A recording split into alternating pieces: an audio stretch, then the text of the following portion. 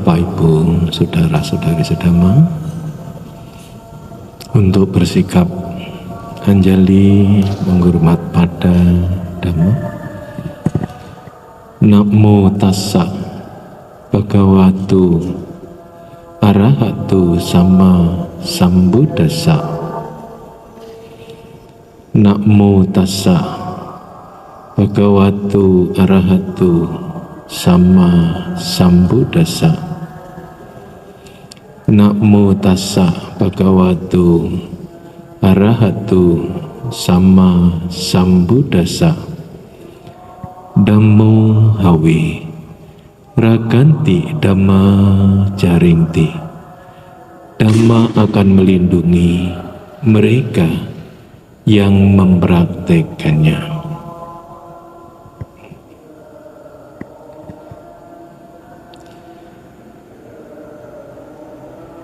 Auso adi cito samerra wira wiro atasilani wirati. Yang berbahagia Bapak Ibu, saudara-saudari sedama, selamat petang menjelang malam.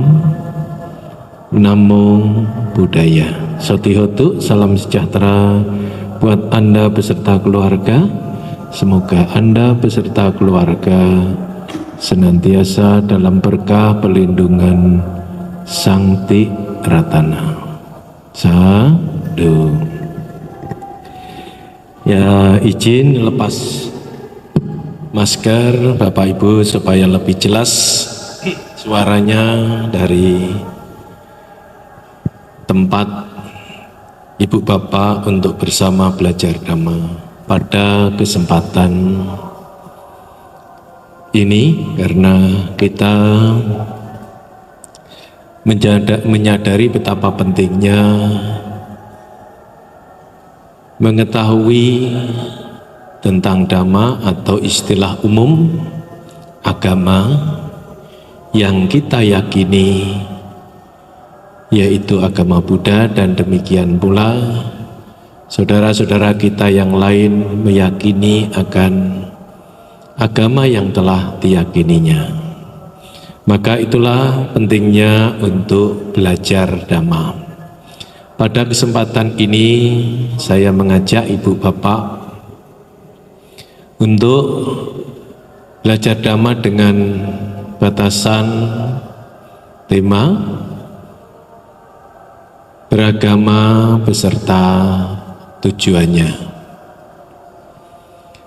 Kalau agama yang masing-masing diyakini pemeluknya, khususnya umat Buddha meyakini Buddha Sasana atau Buddha Dhamma, istilah umumnya adalah agama Buddha, meyakini akan ajaran Sang Buddha. Saya mengajak Anda sekalian menganalogikan untuk memudahkan bahasan yang akan saya sampaikan sebagai sarana untuk berbuat baik atau belajar secara bersama. Kalau agama yang diyakini para pemeluknya, Buddha Sasana atau Buddha Dharma yang kita yakininya, jika diibaratkan seperti buku,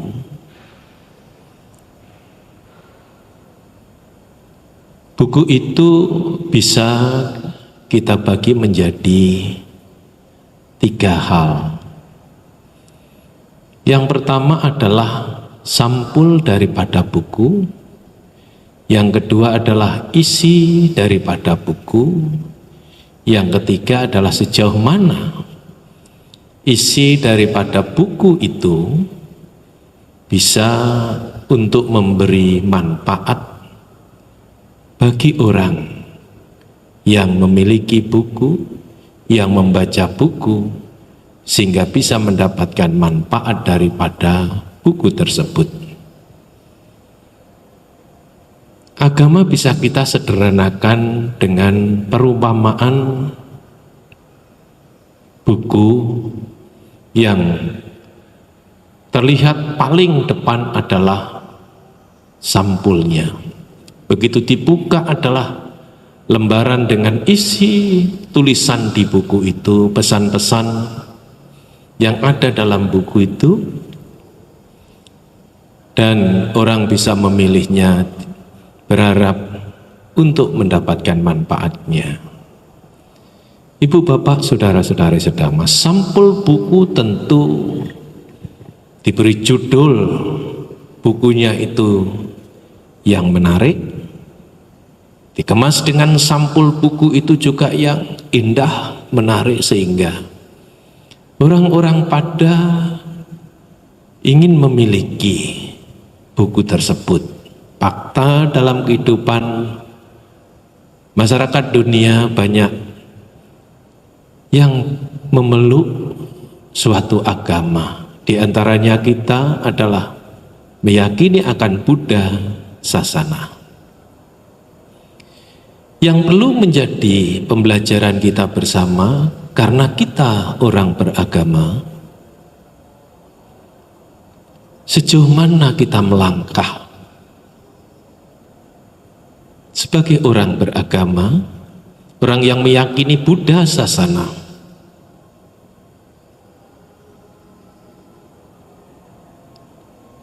Pada sampulnya,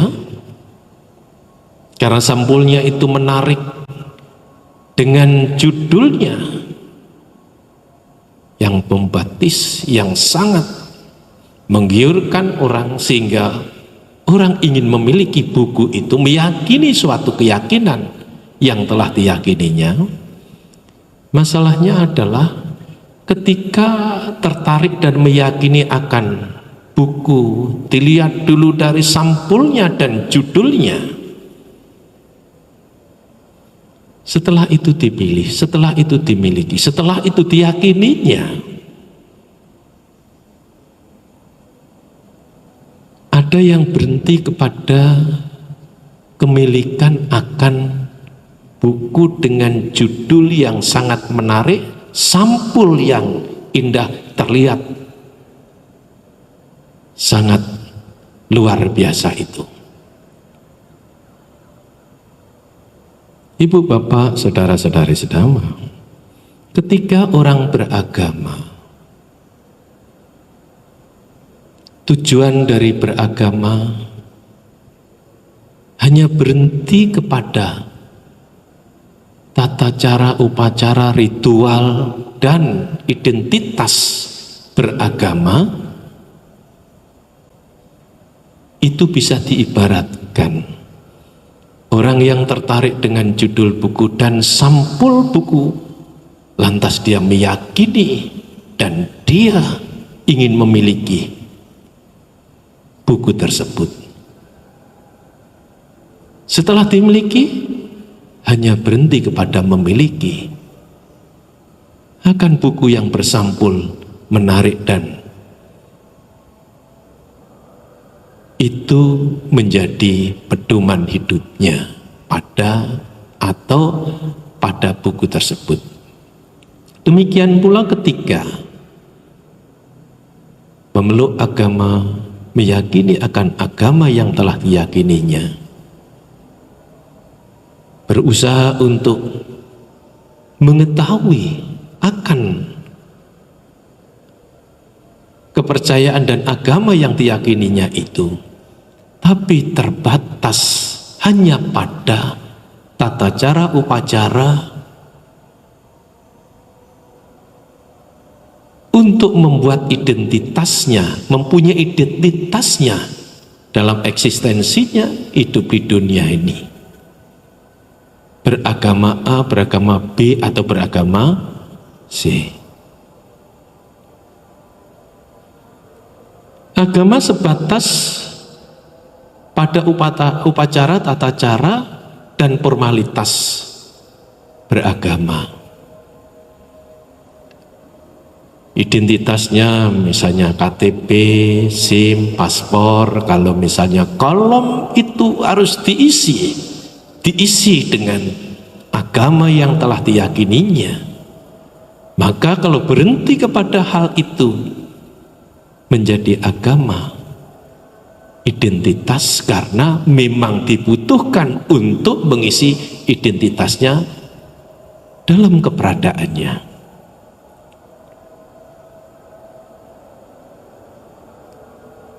Selain daripada itu, ibu bapak, saudara-saudari sedama,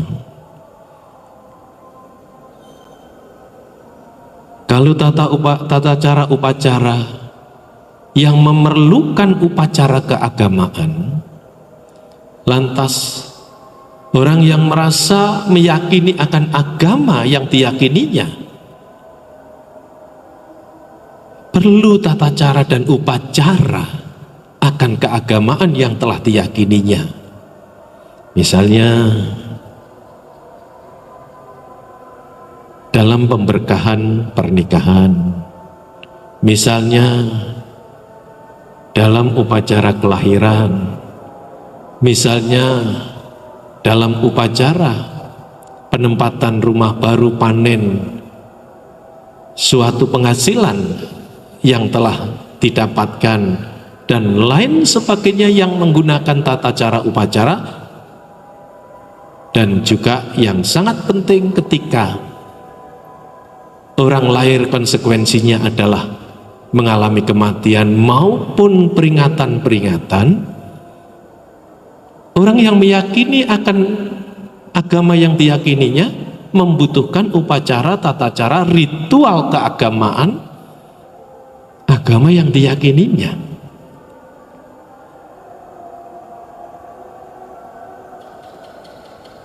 Kalau orang beragama melangkah dan tujuan dari agama sampai pada tahapan itu lantas berhenti,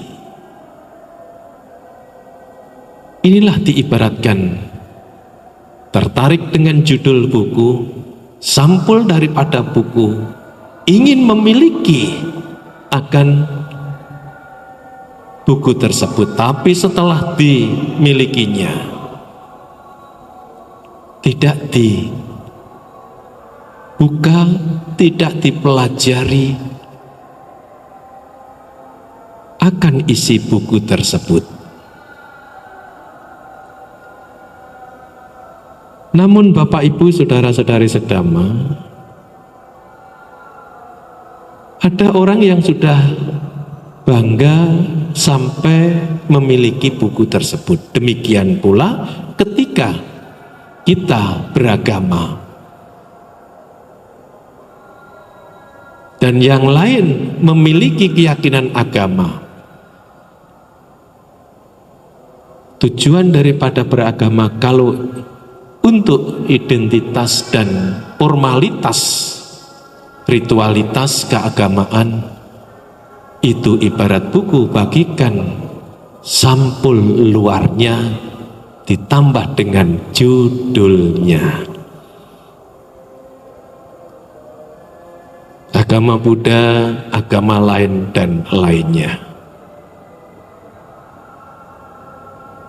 Tentu hal ini kita semua beragama jangan sampai merasa sudah sampai keagamaan kita, beragamaan kita sebagai orang atau umat beragama, status, identitas, formalitas, ritualitas yang dilakukan secara rutin jadi rutinitas, itu menjadi tujuan beragama. Jika itu, ya kita ibarat mempunyai buku, hanya melihat sampul dan judulnya, belum tahu apa isi dan pesan daripada buku yang bersampul indah, berjudul sangat menarik itu.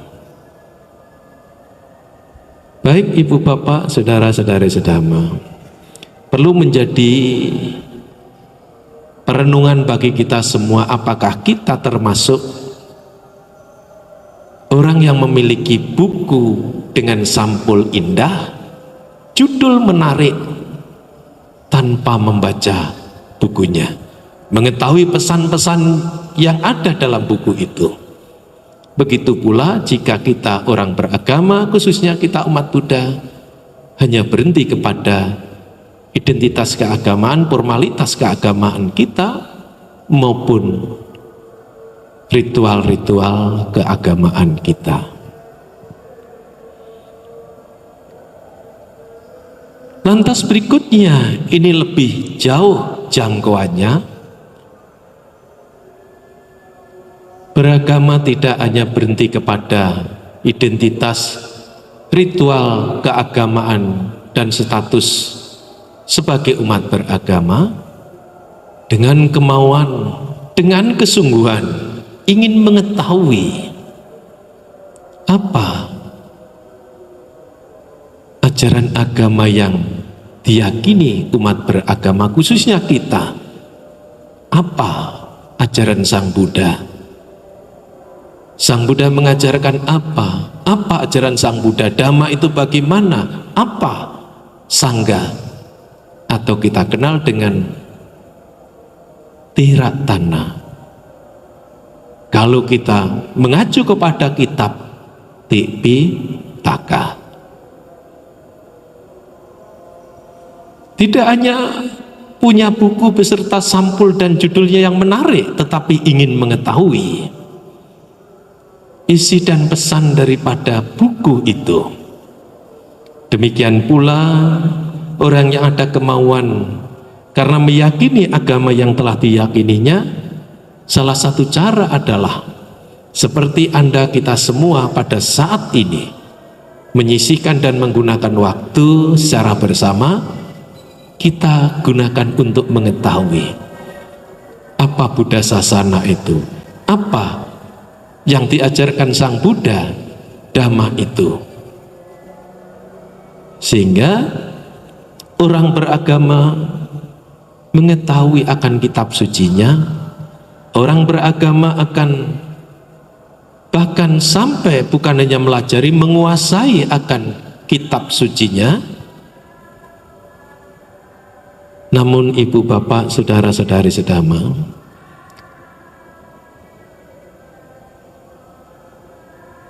ada orang yang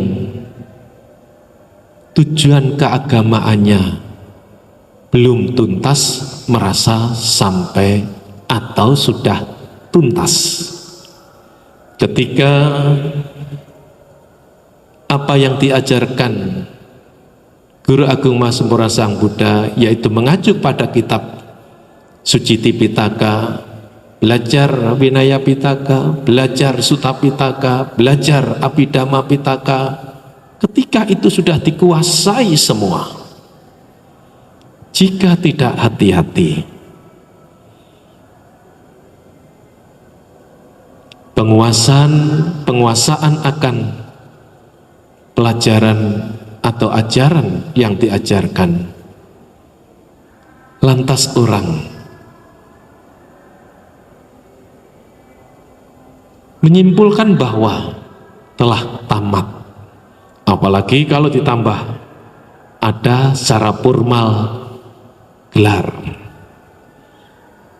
penguasaan akan ilmu, bukti belajar telah dimilikinya.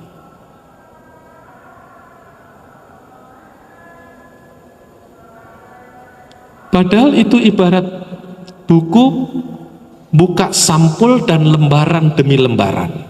Walaupun sudah sampai tuntas halaman pertama sampai akhir, Vinaya Pitaka, Sutta Pitaka, Abhidhamma Pitaka sudah dikuasai dengan baik,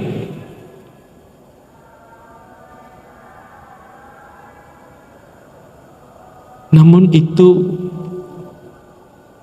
belum tujuan yang sesungguhnya belajar agama. Jika itu menjadi tujuannya, maka orang sering diskusi sampai debat,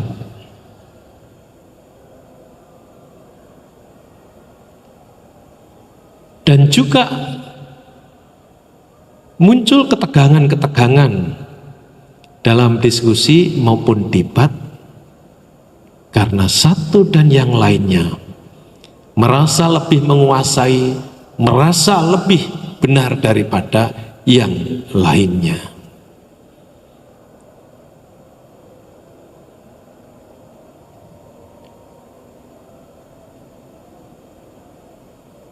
Semestinya pengetahuan telah didapatkan untuk menuntun dan membimbing ke arah yang lebih baik dan menghasilkan, datangkan manfaat bagi siapapun orang yang telah mempelajari agama sebagai orang beragama.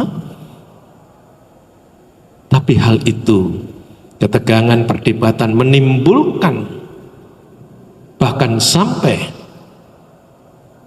bukan hanya debat mulut, ucapan, tetapi sampai menimbulkan permasalahan yang mendalam.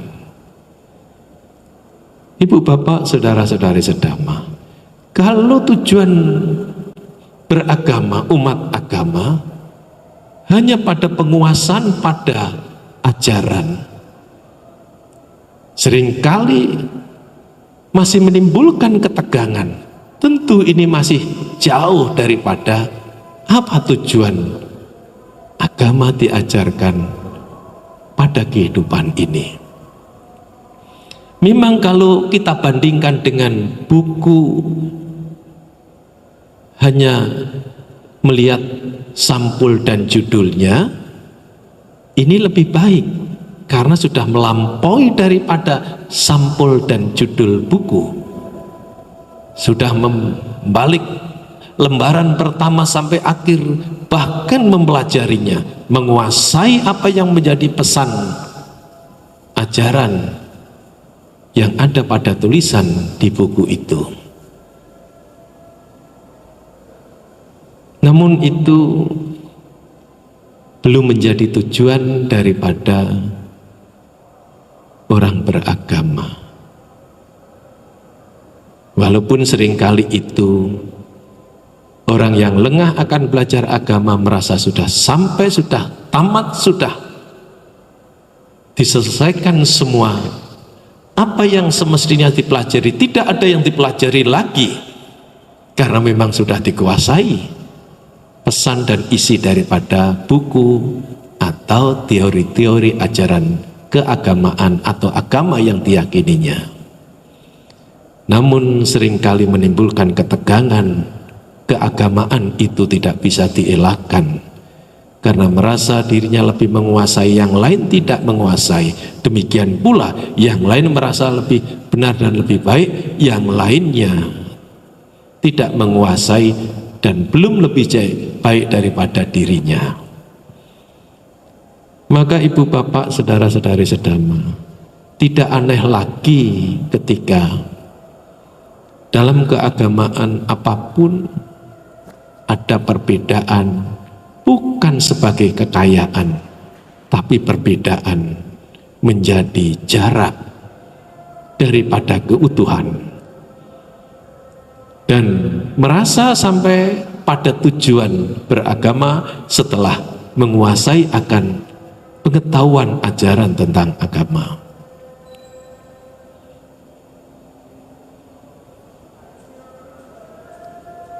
Ini menjadi perenungan bagi kita umat beragama, khususnya kita umat Buddha.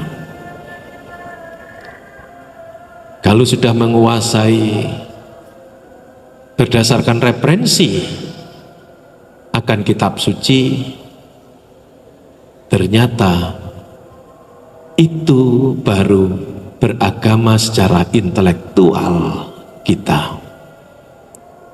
Beragama, penguasaan akan keilmuan agama. Masih ada satu tahap lagi, ibu bapak, saudara-saudari sedama. Tujuan daripada beragama adalah ketika ajaran agama itu mampu untuk diserap dalam kehidupan berbentuk perilaku yang mencerminkan nilai-nilai baik daripada ajaran agama. Misalnya kalau kita ambil 3 tahapan yang penting, yang tidak lain adalah itu daripada jalan tengah yang berunsur 8, sila, samadhi, dan panya. Ketika orang beragama dalam menjalani kehidupannya, ada upaya untuk melatih akan moralitas sila yang semula memang belum mengenal dan belum bisa memiliki kehidupan yang lebih baik setelah meyakini agama yang diyakininya, setelah mengetahui agama yang telah diyakininya, berupaya untuk melangkah lebih jauh tujuan daripada beragama sesungguhnya. Kalau kita bagi menjadi tahapan tadi adalah sila, samadhi, dan panya. Jika semula kehidupannya belum mempunyai pedoman tentang melatih akan hal-hal yang baik untuk mengendalikan diri supaya hal-hal yang tidak baik tidak akan tumbuh berkembang, hanya hal-hal yang baik sebagai potensi diri yang dibawa sejak terlahir yang bisa tumbuh berkembang karena melatih moralitas sila yang semula kejam karena tidak mengenal sila pertama, yaitu melatih diri menghindari pembunuhan makhluk hidup. Setelah mengetahui lantas untuk dilatihnya dan mengubah pada pola pikir dan perilaku yang semula tidak ada pengendalian tentang hal-hal menyakiti bahkan untuk membunuh makhluk lain, itu bisa dilakukan. Telah mengenal sila atau moral Pancasila Buddhis, orang berlatih mengurangi walaupun belum bisa secara total, karena melatih dengan mengurangi akan hal-hal yang tidak baik, pengendalian diri untuk mengembangkan cinta kasih, tidak menyakiti kasih sayang, untuk membantu jika ada kondisi yang tidak baik berkaitan dengan orang dan makhluk lain. Nah, itu dilatih. Begitu dilatih akan mengubah perilaku. Itulah isi buku setelah dibuka sampulnya, membaca isi buku, pesan buku atau kitab suci,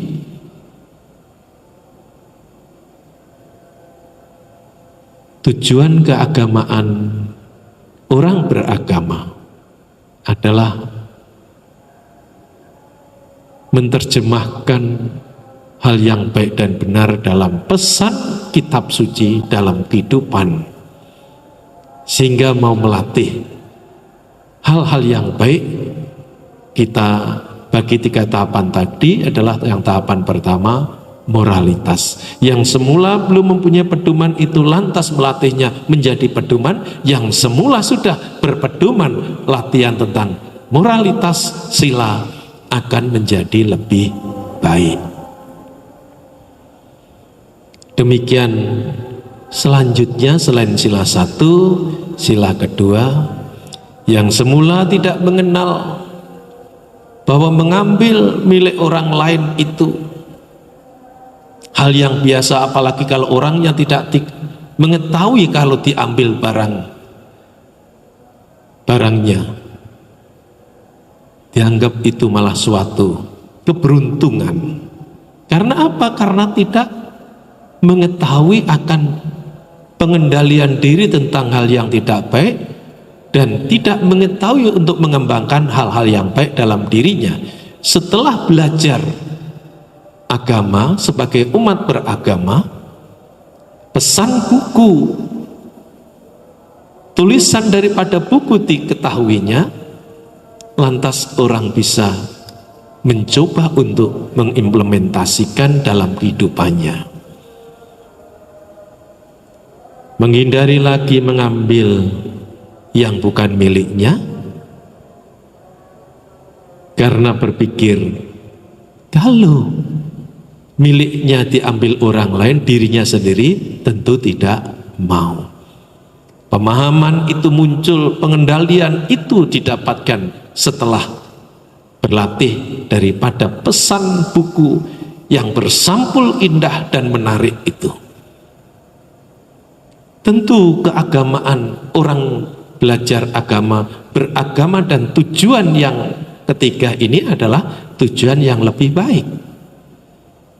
Karena pesan daripada ajaran agama untuk mengubah kehidupan, diawali dari kehidupan moralitas sila. Kalau istilah khusus, kalau istilah umum moralitas atau kebajikan. Sila ketiga menghindari perbuatan asusila. Sila keempat melatih diri untuk menghindari bicara yang tidak benar, dan sila kelima melatih diri untuk menghindari minuman dan makanan yang menimbulkan lemahnya kesadaran. Nah, kalau perilaku pengendalian diri itu terwujud, soal itu indikasinya, soal itu sudah dilakukan sekian persen, bahkan sampai mau ke tahapan lebih baik lagi, tujuan keagamaan pada tujuan yang benar, tidak hanya sampul dan judul buku, tidak hanya membaca isi buku maupun pesannya, tetapi mampu mengimplementasikan untuk mengubah perilaku yang kurang baik, kurang bermanfaat menjadi lebih baik dan bermanfaat, berbasis pada moralitas.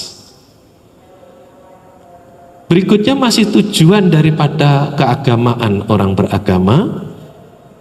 Ketika sila atau moralitas itu dilatih, apapun keyakinannya, maka kehidupan orang tersebut, masyarakat beragama, kalau moralitas itu dilatih, menghindari pembunuhan makhluk hidup, menghindari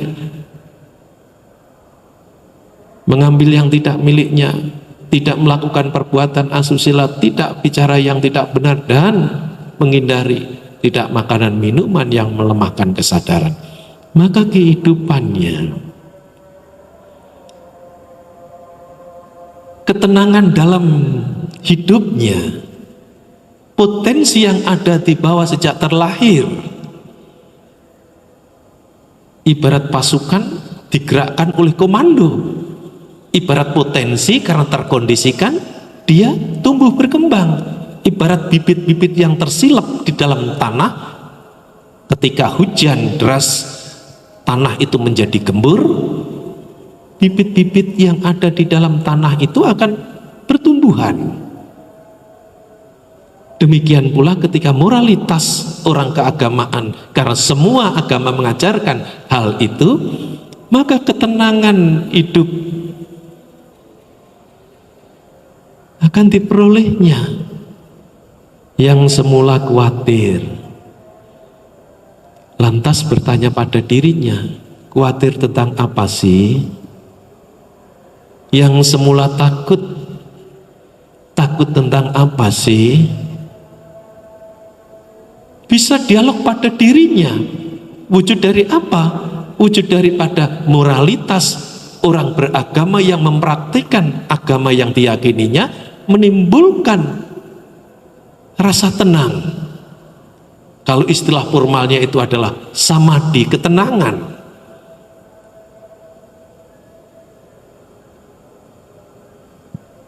Jika ada rasa khawatir tadi, lantas kekhawatirannya itu dijawab. Yang jawab siapa? Dirinya. Ketenangan batinnya menjawab. Yang bertanya siapa? Yang bertanya adalah sisa-sisa daripada belum tenang yang masih ada dalam batinnya. Dia bertanya, wujudnya apa? Khawatir. Dia bertanya, wujudnya apa? Muncul rasa takut. Ketenangan itu ibaratnya menjawab, khawatir tentang apa sih? Takut tentang apa sih? Seperti dialog dalam dirinya sendiri. Aku salah kama dan aku salah kama, hal yang tidak baik dan hal yang baik itu seolah tanya jawab. Begitu orang yang meyakini agama, beragama dan tujuannya sampai pada tujuan, bukan hanya sampul sebuah buku, bukan hanya cerita yang tertulis dalam buku, tapi pesan dalam tulisan buku atau kitab suci sesuai dengan kemampuannya, yang diawali kemauannya, sesuai dengan kemampuan yang diawali dengan kemauan, kemampuan itu akan tumbuh berkembang. Maka kalau takut itu akan perlahan tapi pasti. Syukur-syukur kalau langsung bisa dinetralisir, terkikis. Nah, itu orang-orang khusus. Kalau pada umumnya saja melalui proses. Ketika sila moralitas itu dilatih, ketenangan itu pun akan berangsur-angsur tumbuh berkembang. Ketika hal itu tumbuh berkembang, ketenangan batin, manfaat daripada baca buku kitab suci lantas diimplementasikan dalam kehidupan sehari-hari. Yang semula ada takut dalam kehidupan ini, yang semula ada kekhawatiran dalam kehidupan ini yang tidak bisa disembunyikan, penampilan mungkin bisa dibuat settingan, tapi hati kecil orang yang belum mempunyai ketenangan, yang berpijak pada moralitas, penampilan mungkin bisa dibuat, tapi hati kecilnya tetap berkata lain. Ada takut, ada khawatir, ada cemas, silih berganti itu bisa muncul. Ketika orang beragama mempraktikkan ajaran agama, keagamaannya dengan tujuan yang benar, ketenangan itu telah didapatkan karena semua ajaran agama mengajarkan hal itu, khususnya Buddha Sasana, ajaran Sang Buddha, sila, samadhi.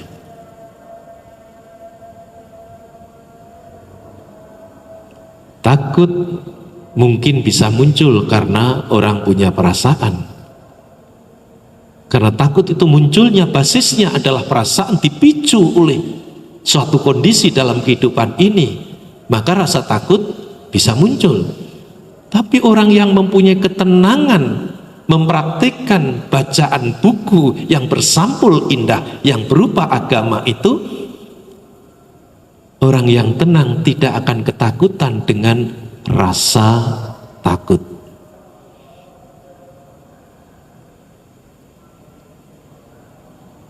Ibu bapak, saudara-saudari sedama, ketika tujuan keagamaan kita bisa mengubah hal yang tidak baik yang ada dalam diri kita, diri umat beragama, inilah tujuan keagamaan. Orang beragama itu pada tujuan yang benar, tidak hanya berhenti kepada ritualitas, formalitas, status keagamaan, tidak hanya berhenti kepada pengetahuan akan ajaran agama, tapi tujuan yang mesti kita capai, arahkan langkah dalam kehidupan kita.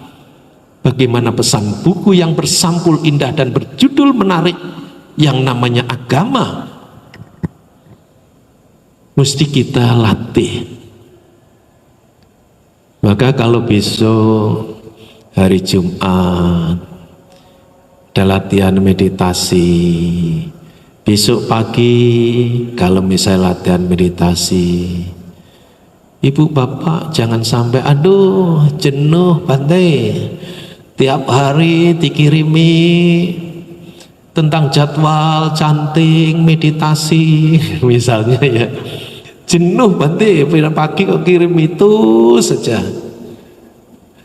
Saya pernah ada ya mendapatkan pertanyaan seperti itu ibu bapak.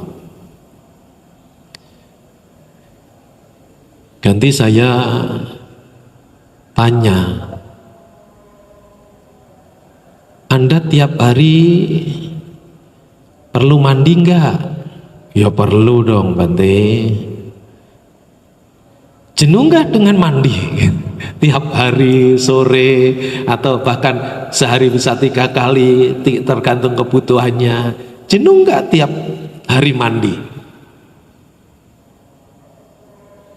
Dijawabnya, ya tidak Bante. Demikian pula sebenarnya canting pagi, latihan berbuat baik dengan menggunakan sarana itu, latihan meditasi, itu ibaratnya kita bersih untuk latihan bersih batin kita. Kalau tubuh ini saja kita rawat dengan mandi tiap hari, ibu bapak, apakah tiap hari mandi tidak jenuh? Jawabannya tadi tidak. Lah kalau diajak latihan berbuat baik untuk membersihkan batin, kok jenuh jawabannya? Yang ngirim saja, yang share saja nggak jenuh, bikin, ngirim lagi, melaksanakan lagi, mengajak lagi. Masa nerima saja jenuh? Padahal itu untuk siapa? Untuk kebaikan dirinya sendiri. Membersihkan batin dengan latihan berbuat baik yang bisa dilakukannya, yang mampu untuk dilakukan, patut dilakukan dan mampu untuk dilakukannya. Kalau canting, meditasi itu kan patut dilakukan dan itu juga mampu dilakukannya untuk kebaikannya, untuk dirinya sendiri. Sama dengan kayak mandi, merawat tubuh ini, membersihkan tubuh ini, baca parita, gata, sutta, latihan meditasi, itu juga kita bersih-bersih batin kita. Malah kalau kita logikakan lebih mendalam ibu bapak, wong tubuh ini pada saatnya akan kita tinggal, bahkan terbuang pada saatnya.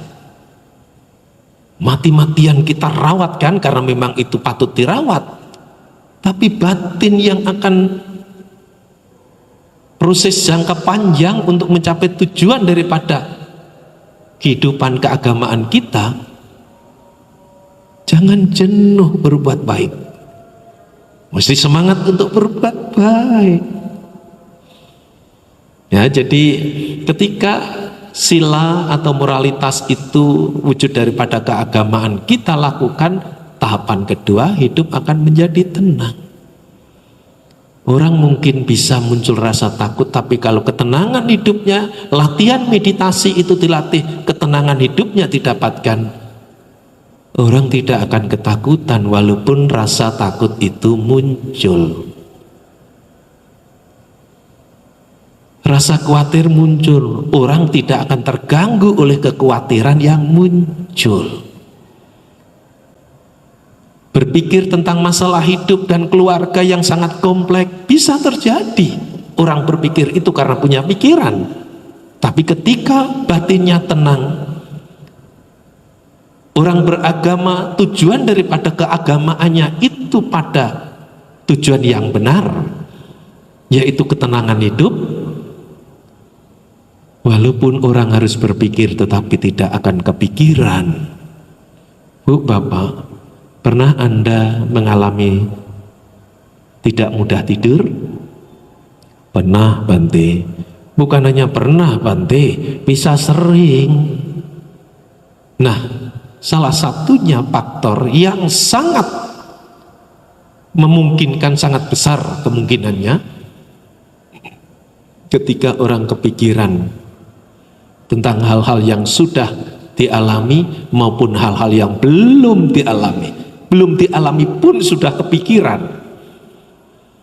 Apalagi yang sudah dialami, ada kesalahan, tidak enak dan lain sebagainya, menjadi kepikiran. Ketika kepikiran itu ada pada siapapun orangnya, bisa mengganggu, mudahnya tidur. Tapi ketika ketenangan, tujuan daripada keagamaan orang beragama, khususnya kita umat Buddha, dari moralitas sila lantas muncul ketenangan. Tidak akan kepikiran walaupun kita berpikir, tidak akan ketakutan walaupun rasa takut itu bisa muncul, tidak akan khawatir yang berlebihan walaupun rasa khawatir itu bisa muncul, karena itu rasa wedana yang memang bagian daripada batin. Nah, ini pentingnya untuk latihan meditasi, untuk mengembangkan potensi diri kita setelah kita melatih sila. Tujuan keagamaan kita umat Buddha melatih kebajikan sila, mengembangkan ketenangan hidup kita. Ibu, Bapak, saudara-saudari sedama, masih dalam tujuan yang benar dalam keagamaan. Tadi kita bagi menjadi 3 sila, samadhi, dan berikutnya adalah panya atau bijaksana.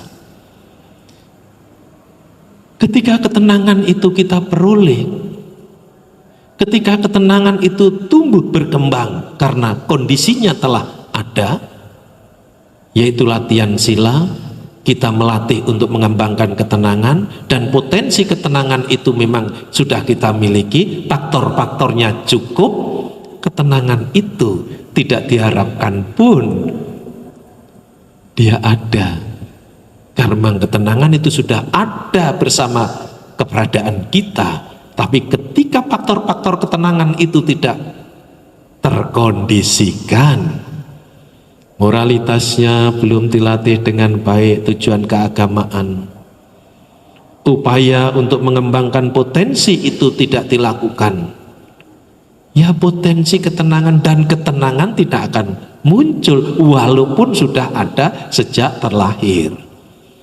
Nah, maka keagamaan kita, ketenangan itu akan menjadi satu kondisi atau faktor yang akan memunculkan kebijaksanaan. Oh, ini hal yang baik. Oh, ini hal yang tidak baik. Tahu. Karena bijaksana bukan hanya tahu. Kalau nggak bijaksana, ya tahu sekedar tahu.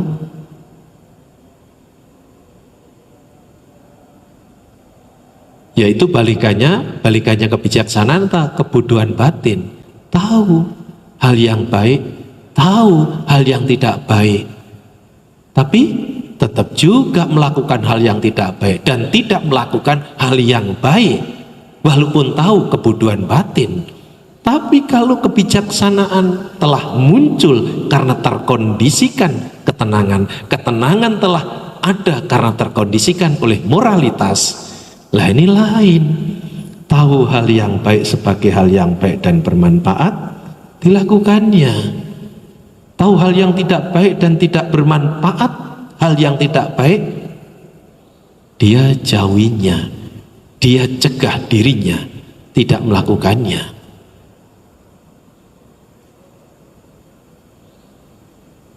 Lebih jauh daripada itu, ibu bapak, saudara-saudari sedama, kebijaksanaan bukan sekedar hal yang baik dan hal yang tidak baik, lebih mendalam lagi kalau kita hubungkan dengan pencapaian akan tujuan.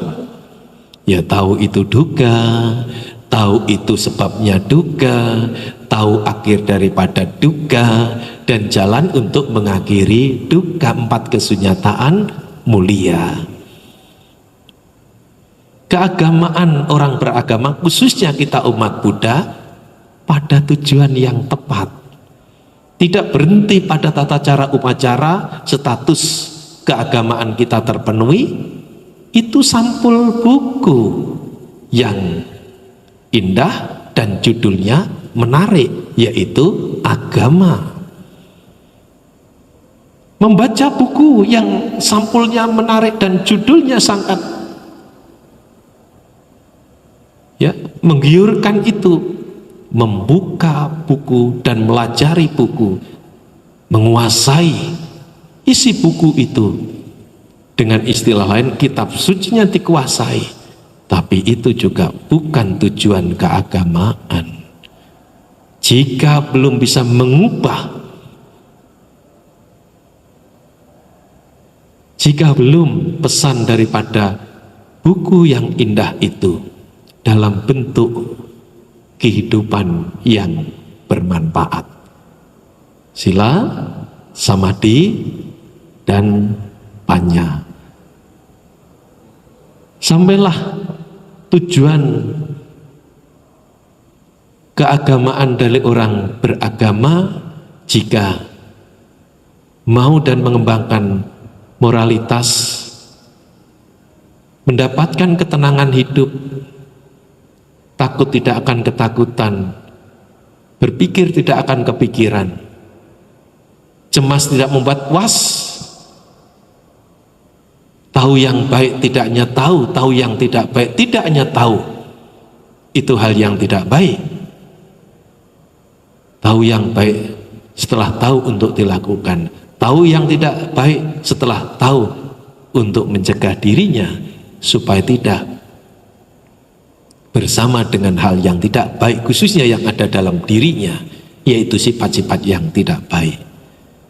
Orang telah bijaksana, tujuan daripada keagamaan orang beragama dalam hal ini adalah umat Buddha pada tujuan yang tepat. Ibu bapak, saudara-saudari sedama, 3 tahapan ini hendaknya menjadi perenungan kita karena kita orang beragama atau umat Buddha. Jangannya tertarik kepada sampul buku yang indah dengan judul yang menarik saja. Itu adalah orang beragama yang berhenti kepada tata cara upacara, formalitas keagamaan. Tapi juga jangan berhenti penguasaan akan teori ajaran tentang agama. Walaupun menguasai Tipitaka, kalau cuma berhenti pada penguasaan tanpa mengubah perilaku, itu juga belum tujuan agama. Tetapi kalau bisa mengubah dari duka menjadi bebas duka, dari punarbawa yang berulang kali bisa terbebas dari punarbawa, itulah tujuan keagamaan kita sebagai umat Buddha pada tujuan yang tepat. Semoga 3 tahapan pembelajaran kita bersama ini kita selalu waspada dan ingat bahwa kita beragama tidak seperti hanya tertarik sebuah buku yang bersampul indah dan berjudul yang menarik saja, tapi kita harus tindak lanjuti sampai pada tujuan yang sebenarnya, mendapatkan kemanfaatan, membebaskan diri daripada penderitaan dan mencapai kebahagiaan.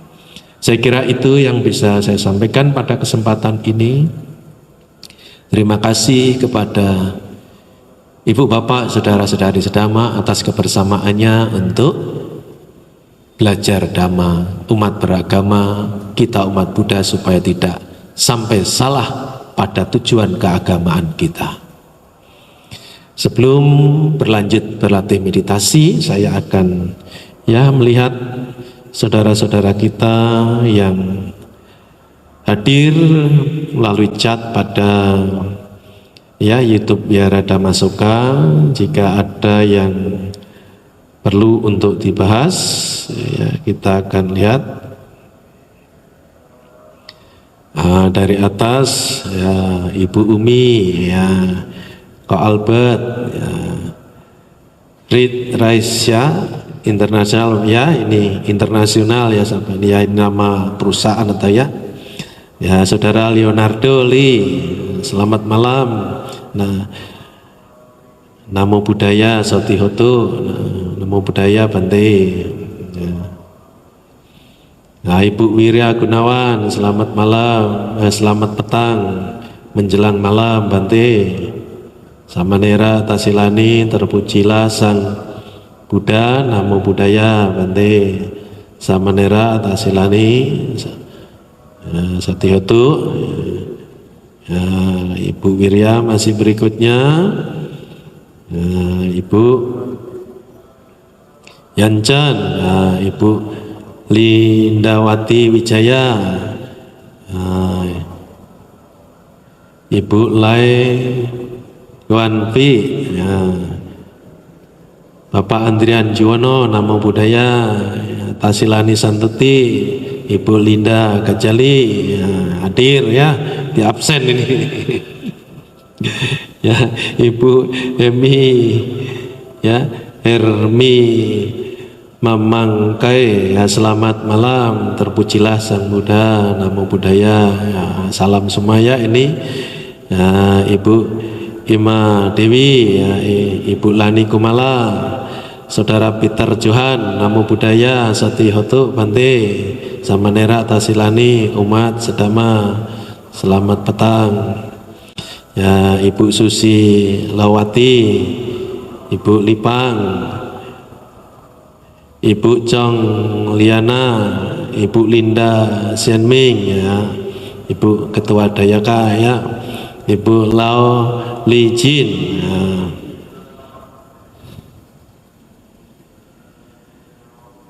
Ibu Nancy,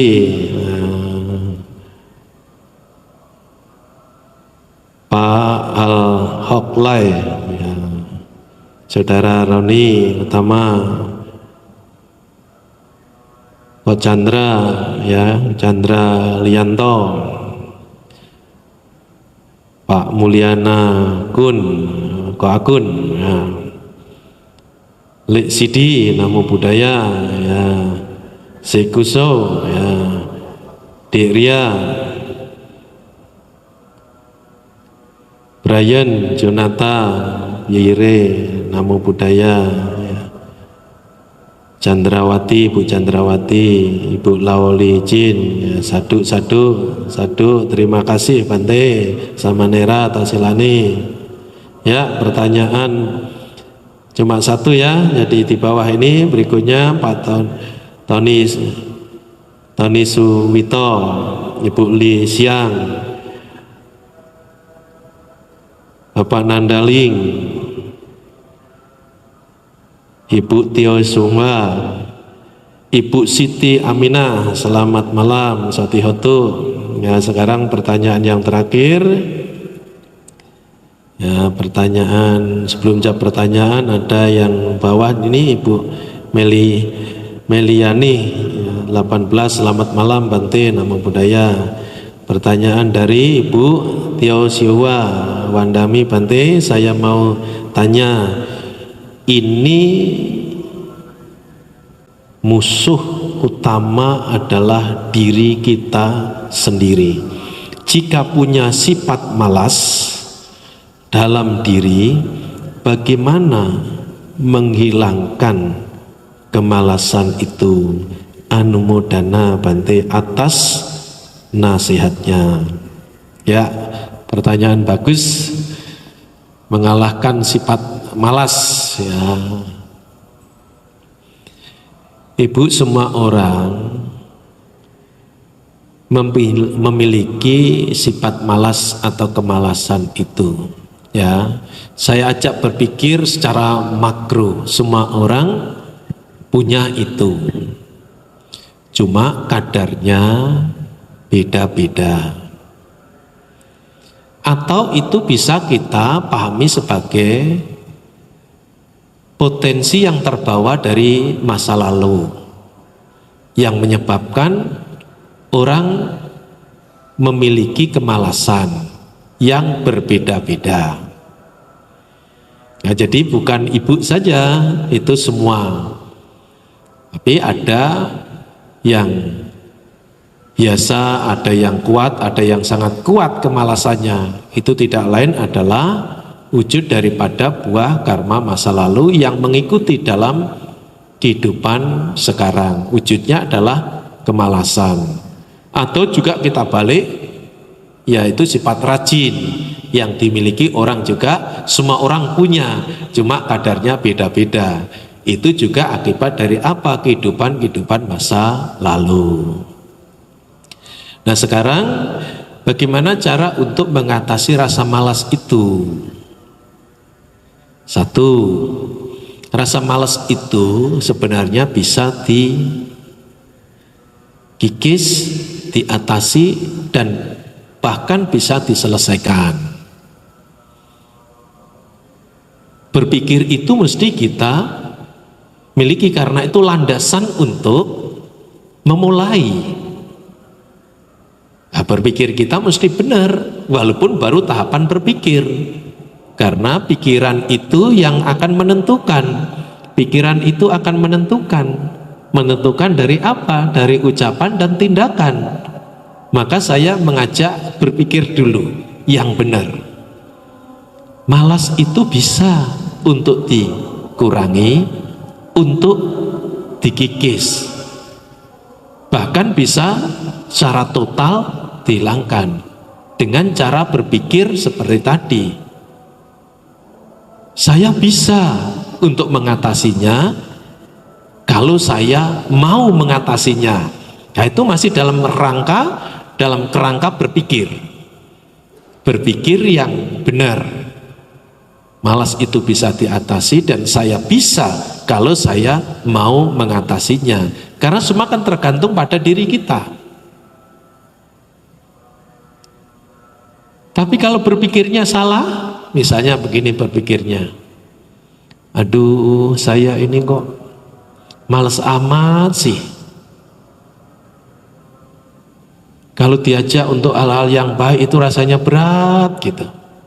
Tapi kalau hal-hal yang tidak bermanfaat, menghabiskan waktu, kok nggak ada yang ngajak juga, saya ini kok laju ya gitu loh, kok semangat gitu loh. Nah, itu kan penyadaran diri kan tadi. Kalau malas kita itu, malas orang itu biasa, cukup, atau sangat keras. Nah, itu kan bisa disadari, diketahui. Nah, sudah mengetahui bahwa dirinya ada potensi kemalasan itu seperti pertanyaan Ibu Tiosua, lantas ditumpang dengan berpikir, terkondisikan dengan berpikir yang salah juga. Salahnya berpikir bagaimana? Kebalikannya tadi, dengan berpikir benar, berpikir salah begini. Saya ini sulit untuk mengatasi kemalasan saya. Karena saya ketahui kemalasanku ini sangat kuat, tergolong kuat.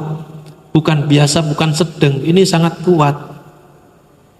Nah, cara berpikirnya begitu, ini berpikir yang salah. Apalagi kalau lantas memonis, kelanjutan ini berpikir salah, memonis. Saya ini nggak mungkin bisa. Karena melihat kemalasannya itu kuat pada dirinya sendiri. Sudah berpikir sulit, lantas dilanjutkan, mungkin nggak bisa saya mengatasinya. Nah, ketika berpikirnya sudah salah, sudah potensi kemalasannya itu cukup kuat,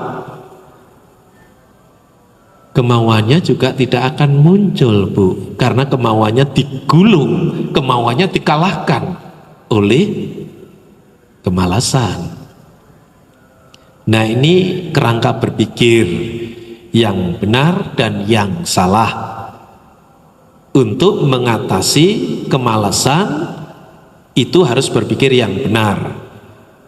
Kalau nggak berpikir yang benar, kemalasan tidak mungkin bisa diatasi. Kemalasan akan mendapatkan pupuk, akan mendapatkan pemeliharaan. Dari siapa? Ya dari diri kita sendiri. Bukan orang lain, bukan papa mama. Orang lain, papa mama itu mengondisikan. Yang menentukan adalah diri kita sendiri. Nah, setelah berpikir yang benar, karena ini pertanyaannya kan bagaimana cara untuk mengatasi kemalasan toh? Nah, itu kan pertanyaannya, bagaimana untuk mengatasi kemalasan? Ya, jadi menyadari bahwa dirinya ada kemalasan, cara berpikir yang benar supaya ada tindakan, karena dari pikiran itu akan menjadi tindakan. Orang yang malas, walaupun dia terlahir dalam keluarga yang berlimpah ruah akan kebutuhan, kaya raya lah gitu loh. Kalau orang tersebut malas, yang banyak itu pelan-pelan akan mengurang dan bahkan akan habis. Karena apa? Karena efek negatif daripada kemalasan, sifat daripada kemalasan itu begitu. Nah, ini kita coba merenungkan kaitan akan kebutuhan kita. Ya, hidup ini kan perlu kebutuhannya. Misalnya orang yang malas tadi lahir di keluarga yang kaya raya, karena malas itu ada pada dirinya, semakin mengurang, bahkan untuk dirinya sendiri kekurangan pada akhirnya. Karena itu sifat daripada malas. Coba itu direnungkan berkaitan dengan kebutuhan. Itu kebutuhan tentang misalnya kebutuhan hidup ini. Nanti pengetahuan juga begitu, nanti pergaulan juga begitu, nanti rezeki juga begitu. Jadi tinggal geser saja akan membawa keruntuhan, kemunduran. Nah, itu coba direnungkan dengan ya logika dan nalar kita yang baik, secara nalar ya kita merenungkan begitu. Itu supaya apa? Tujuannya adalah supaya untuk mencegah gerak dan perkembangannya kemalasan, supaya mengondisikan semangat yang ada dalam diri kita dapat ruang, dapat kondisi, dia akan tumbuh berkembang. Karena malas itu harus dilawan dengan semangat. Ya teorinya begitu, berarti bagaimana ureanya? Ini tadi ureanya. Kalau malas lawan semangat, kalau benci lawan cinta kasih, kan begitu orang secara ya akhirnya begitu. Tetapi kan mesti harus menyadari akan kemalasan itu, berpikir tentang kemalasan itu bisa dikikis, dan saya bisa kalau saya mau berpikir itu. Lantas setelah berpikir itu merenungkan ini tadi, kalau malas itu dibiarkan, walaupun kecukupan akan kurang, walaupun pandai akan menjadi bodoh, walaupun banyak pergaulan akan ditinggal pergaulannya, walaupun muka hoki cuma mukanya yang hoki, hokinya ternyata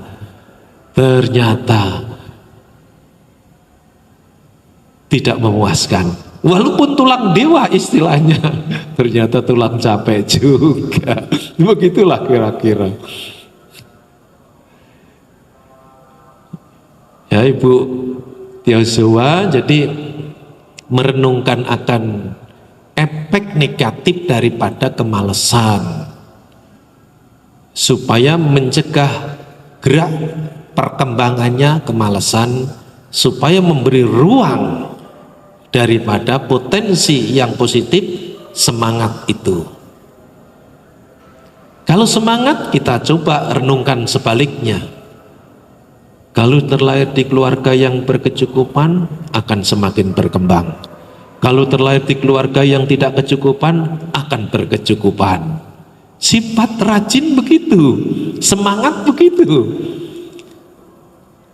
Semula ilmunya biasa-biasa saja, mendalam, luas, menguasai. Karena semangat, rajin. Semula tidak punya teman, belum banyak, semakin banyak karena rajin bergaul, rajin menyapa, tegur sapa. Sifat rajin, semangat akan mengubah dari yang tidak baik menjadi baik. Nah, itu untuk apa perenungan? Supaya yang pesimistis tadi ketika melihat, menyadari akan malesnya itu terlalu kuat, merasa tak berdaya, nah itu supaya bisa dinetralisir dengan itu. Dan Ibu, selain negatifnya daripada efek negatifnya daripada kemalasan itu memang menghabiskan begitu, dan ciri daripada kemalasan itu sesungguhnya adalah sebab daripada banyak alasan yang akan kita munculkan, atau orang yang malas itu akan terus membuat alasan, masuk akal lagi alasannya.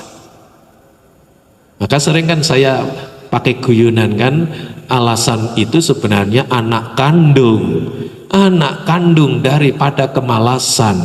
Di mana ada kemalasan, dia adalah akan melahirkan alasan. Pagi masih ngantuk, siang panas, sore waktunya tinggal sedikit, malam tanggung gitu. Jadi alasan aja begitu kira-kira. Ya, oleh karenanya menyadari kemalasan kecil, besar maupun ya sangat besar, perlu berpikir yang benar untuk mengatasi, ya, kerangka untuk mengatasi kemalasan perlu. Lantas perenungan tentang negatifnya kemalasan, itu baru akan membentuk ruang daripada semangat rajin, baru akan menghadapi, mengekat, memotong daripada kemalasan itu. Ya Ibu, saya kira begitu. Masih ada sedikit waktu, kita gunakan untuk ke dalam diri kita masing-masing agar kita tidak lupa tujuan keagamaan kita, orang beragama. Bukan hanya sampulnya, bukan hanya cerita bukunya, tapi hendaknya cerita itu bisa mengubah kehidupan kita lebih baik. Dengan cara salah satunya adalah melihat ke dalam diri kita masing-masing, kita berlatih meditasi. Semoga bermanfaat bagi kita semua, semoga semua makhluk berbahagia.